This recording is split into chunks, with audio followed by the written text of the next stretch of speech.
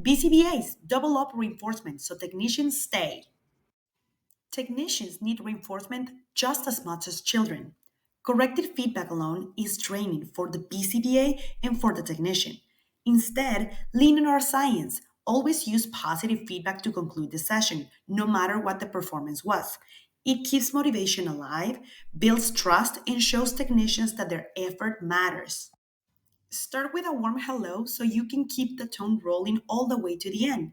Positive closure doesn't mean ignoring challenges, it means balancing them. You might say, I know today was heavy with new skills and corrections, but I love how open you were to feedback. That takes growth. Or, I know some of this was very confusing, and that's okay. What stood out was the empathy you showed when the child was having a hard moment. You stay present, and that's powerful.